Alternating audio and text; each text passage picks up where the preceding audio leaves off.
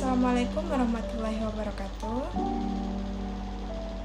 Perkenalkan, nama saya Siti Nuri Muslimah, mahasiswi PPG Prajabatan, jurusan PGSD di Universitas Negeri Yogyakarta. Pada hari ini saya akan menjelaskan tentang materi penelitian tindakan kelas atau PTK dengan fokus di topik 4 pada bagian aksi nyata. Baik, seperti yang bisa kita lihat di dalam infografis yang telah saya tampilkan, terdapat objek PTK, kemudian juga ada masalah PTK, masalah dalam penelitian tindakan kelas tersebut.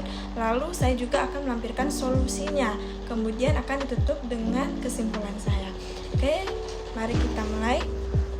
Objek PTK saya adalah saat saya melaksanakan observasi di SD Muhammadiyah Condong Catur pada kelas 5 pada hari Selasa 27 Maret 2024 pada pukul 7.00 sampai jam 8:10 WIB, yaitu 2 jam pelajaran dengan fokus materi jaring-jaring kubus bersama Ibu Kurnia Budianti SPD di dalam kelas 5D dengan jumlah siswa sebanyak 36 siswa dan terdiri dari 16 siswa dan juga 20 siswi.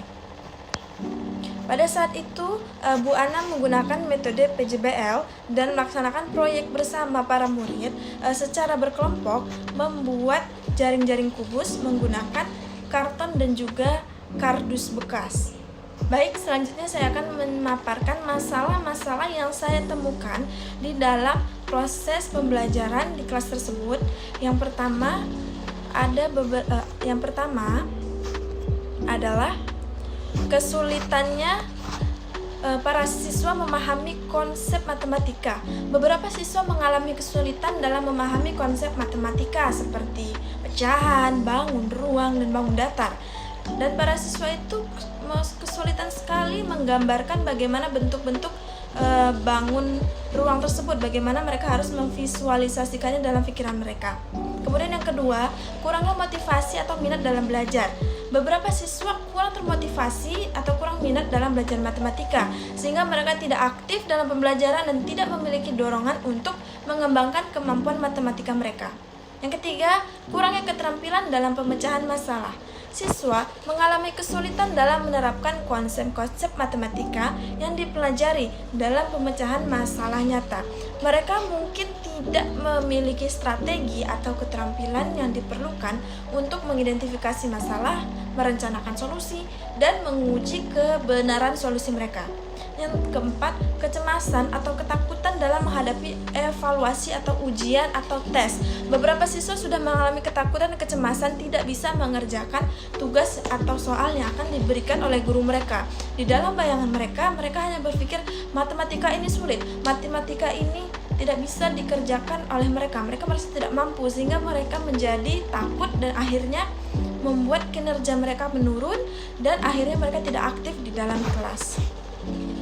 Oke, selanjutnya kita akan membahas tentang solusinya. Sudah saya paparkan infografis dan akan saya jelaskan lebih sedikit detailnya. Ada beberapa solusi yang bisa saya tawarkan untuk mengatasi masalah-masalah yang telah saya temukan di dalam kelas tersebut. Di antaranya yang pertama, mengintegrasikan materi yang relevan atau merencanakan pembelajaran yang mencakup materi matematika yang relevan dengan kehidupan sehari-hari, sehingga siswa itu tidak terpikir untuk mengerjakan tugas saja, namun mereka dapat membayangkan dan mengaplikasikannya di dalam kehidupan mereka yang sehari-hari. Dan materi relevan akan membantu siswa untuk mengaitkan konsep-konsep matematika dengan pengalaman mereka sehari-hari, sehingga mereka jadi terbiasa dan dapat mengaplikasikan tugas-tugasnya dalam kehidupannya. Kemudian yang kedua, memberikan pilihan dalam metode pembelajaran. Memberikan pilihan dalam metode pembelajaran merupakan salah satu cara untuk meningkatkan motivasi belajar siswa, karena hal ini memberikan mereka kontrol atas proses pembelajaran mereka. Siswa memiliki gaya belajar yang berbeda-beda, dan memberikan pilihan dalam metode pembelajaran memungkinkan mereka untuk menggunakan strategi yang paling sesuai dengan preferensi dan gaya belajar mereka. Hal ini sesuai dengan pendapatnya fatal pada tahun 2008. Kemudian yang ketiga, penghargaan sosial. Menggunakan penghargaan sosial seperti pujian atau pengakuan merupakan salah satu strategi untuk menguatkan perilaku belajar yang positif dan meningkatkan motivasi intrinsik siswa.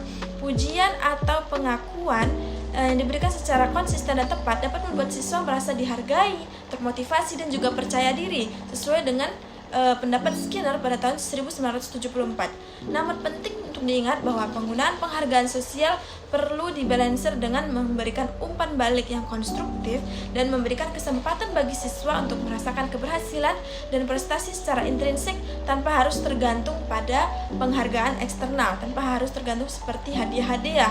Kita bisa mengucapkan seperti pujian saja tanpa harus memberikan hadiah, yang itu akan membuat siswa ketergantungan. Baik, kita sampai kepada kesimpulan.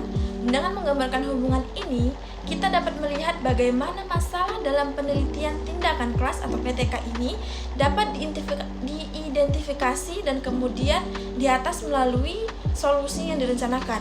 Harapannya, langkah-langkah yang kita ambil dapat menghasilkan perubahan positif dalam proses pembelajaran dan meningkatkan keaktifan siswa dalam pembelajaran, khususnya setelah saya observasi, yaitu pembelajaran matematika. Baik, demikian hal-hal yang dapat saya jelaskan. Kurang lebihnya saya mohon maaf. Assalamualaikum warahmatullahi wabarakatuh.